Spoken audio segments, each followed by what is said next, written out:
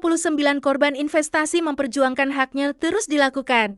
Didampingi tim kuasa hukum yang terdiri dari Heber Sihombing, SH.MH John Parulian Purbak, SH dan R. Hendra Madiakusumar, SH kembali mendatangi Bareskrim Polri untuk menindaklanjuti laporan. Sudah 3 tahun. 129 korban investasi harapkan uangnya harus kembali dan harap Presiden Jokowi, Kapolri dan Menko Polhukam mau membantu memonitor kasus ini agar penanganan perkaranya di Bareskrim Polri benar-benar dilakukan.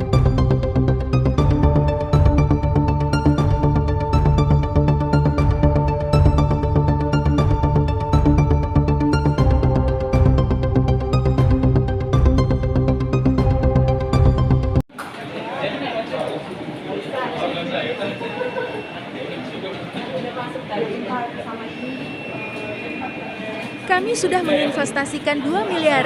Dana itu sebenarnya hak anak didik kami untuk kesejahteraan mereka. Kami ingin hak kami kembali karena itu merupakan hak anak didik kami, para guru dan karyawan.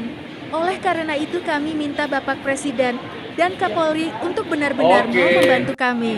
Ya, jadi kasus ini adalah kita melaporkan dugaan tindak pidana penipuan penggelapan dan tindak pidana pencucian uang yang dimana pada waktu itu PT Panarkadia Capital atau PT PAC mereka menjual reksadana tapi dengan embel-embel fixed rate.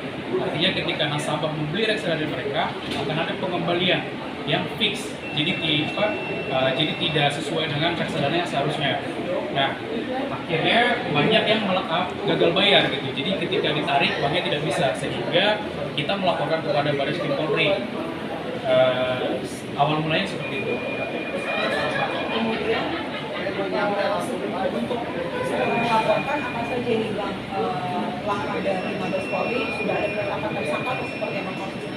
Oke, jadi sejauh ini sudah ditetapkan tersangka mulai dari direktur, CEO, dan kepala cabang. Jadi kita korbannya itu yang kita wakili ada 129 orang dengan total kerugian 189 miliar gitu. Nah, sudah ada 5 tersangka, direktur, CEO, dan kepala cabang di Surabaya, Jakarta, dan Bandung. Nah itu sudah ada penetapan tersangkanya kurang lebih setengah tahun yang lalu lah. Nah, untuk sekarang apa yang membuat akhirnya terhambat atau apa yang dirasakan oleh para korban ini sehingga akhirnya dapat kembali lagi ke Mabes Polri? Apakah ada terjadi atau seperti apa? Oke, jadi hari ini kita diskusi dengan penyidik, kira-kira progresnya seperti apa dan apa hambatannya. Nah, berdasarkan data dari penyidik, keterangan dari penyidik bahwa ada sedikit keterlambatan data dari PPATK karena itu dibutuhkan oleh penyidik untuk transaksi keuangannya gitu. Jadi kita juga menghimbau kepada PPATK agar koordinatif dengan penyidik gitu, Bareskrim Polri untuk segera memberikan data karena kalau tidak salah tadi saya dengar sudah 6 bulan nih permintaan dari PPATK tapi ternyata belum diberikan juga datanya kepada penyidik gitu. Jadi itu hambatannya sehingga sampai sekarang pemberkasan masih belum bisa dilakukan gitu. Nah, kemudian perkembangan terbaru bahwa OJK ternyata melakukan pembubaran reksadana. Padahal reksadana ini masih bermasalah gitu. Reksadana yang masih bermasalah tapi OJK justru membubarkan. Kan itu bisa jadi nanti digunakan oleh perusahaan untuk lepas dari semua pertanggungjawaban gitu. Nah, ini kita juga tadi tanyakan kepada penyidik dan penyidik menyampaikan bahwa OJK tidak berkoordinasi dengan penyidik terkait dengan hal ini. Makanya kita himbau juga OJK dalam mengambil keputusan-keputusan terkait apalagi sudah ada laporan polisinya harus koordinasi dengan Bareskrim Polri sehingga tidak ada miskomunikasi gitu antar penegak hukum. Sampai sekarang sudah ada pemanggilan tersangka atau seperti apa nih dari Mabes Polri? 4 tersangka sebenarnya dari 5 tersangka 4 sudah dipanggil semuanya datang tapi ada satu lagi dengan inisial RR itu dipanggil tapi tidak datang gitu. Jadi kita juga meminta kepada pihak kepolisian untuk menyiapkan langkah selanjutnya terhadap tersangka yang tidak kooperatif itu. Sudah ada penanganan dari pihak tersangka ini? Sampai sejauh ini belum ada penanganan. Langkah yang selanjutnya sekarang diambil dan harapan dari para semua korban seperti apa?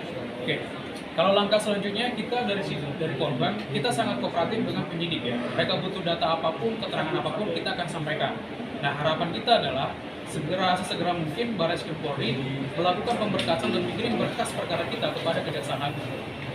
Dan berarti untuk semua korban meminta untuk hak-hak mereka dikembalikan atau seperti apa? Betul, jadi harapan dari para korban adalah uang bisa dikembalikan karena yang mereka yang mereka store kepada perusahaan itu antara lain adalah uang pensiun, tabungan mereka bertahun-tahun, bahkan ada yayasan yang dimana itulah gaji guru dan untuk memberikan biaya sekolah untuk anak-anak yatim piatu gitu. Jadi uang itu harus kembali gitu, dan kita harap dalam hal ini Presiden Jokowi, Kapolri, dan Pak Mahfud MD membantu gitu untuk memonitor kasus-kasus termasuk kasus PT PAC ini gitu, agar penanganan perkaranya benar-benar bisa dilakukan, karena sampai saat ini sudah berjalan 3 tahun gitu perjalanan perkara ini. Ada dugaan untuk TPPU nih Pak dari para tersangka?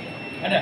Jadi kita juga melaporkan TPPU, sehingga tadi kan penyidik butuh data dari PPATK, dan kita juga berharap setiap orang yang menikmati atau menggunakan secara menyalahi hukum uang-uang dari nasabah itu harus diminta pertanggungjawaban, termasuk para pemegang saham dari PT PAC kalau memang terbukti mereka nanti menikmati uang itu. Awal mula kan kami ditawarkan ya oleh para sekolah di tempat kami juga, kami dari Yayasan Pendidikan ini, yang mana kami memang yayasan yang sangat sederhana, bukan yang sekolah yang memang high basic, bukan ya. Jadi kami memang guru-guru kami yang sederhana sekali. Dan kemudian ditawarkan oleh alumni kami SMP menawarkan ini bahwa kami akan dikasih keuntungan fixed rate yang tadi sudah dijelaskan oleh lawyer kami Pak John.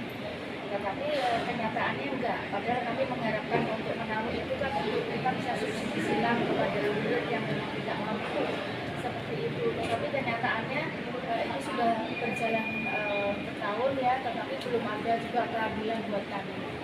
Lawyer membantu kami juga, kami mengharapkan dengan sangat yang memang Polri memang selama ini sudah membantu kami ini lebih membantu lagi supaya lebih jelas seperti itu.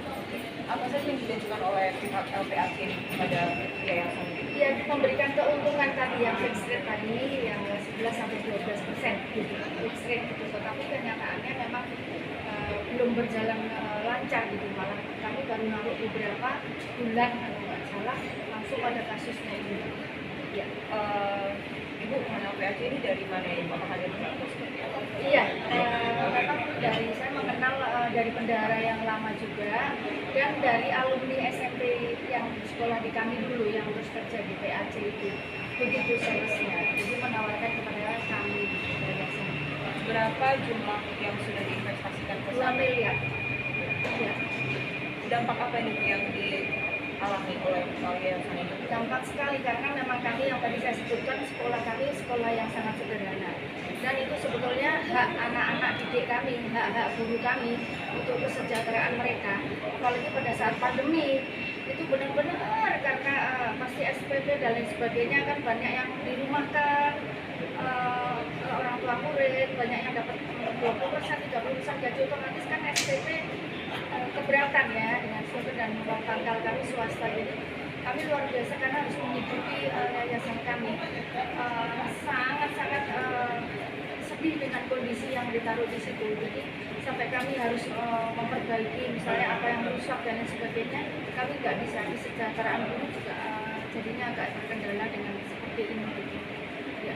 Kemudian ini Bu, harapannya untuk kasus ini seperti apa nih? Ya, harapannya kami karena dari yayasan dan itu hak kami mengumpulkan sedikit-sedikit ya. Kami ingin kembali semuanya karena itu benar-benar hak anak didik kami, hak juga para karyawan dan guru di yayasan pendidikan kami. Kalau dihitung dari total yang sudah dimasukkan ke reksadana ini 2 miliar, harusnya itu mendapatkan untung berapa nih jika dihitung? 2 miliar kalau dari tahun 2020, ya 2,5 miliar, 2,5 sampai 2,6 gitu.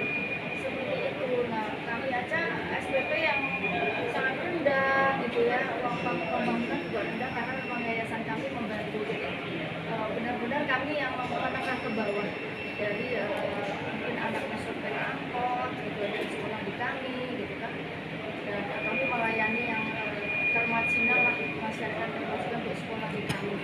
Berarti uang yang diinvestasikan ini adalah untuk kebutuhan kembali lagi ke Betul, benar-benar untuk kebutuhan berlangsungnya pendidikan di tempat kami. harapannya ini Bu, Ya, ya kami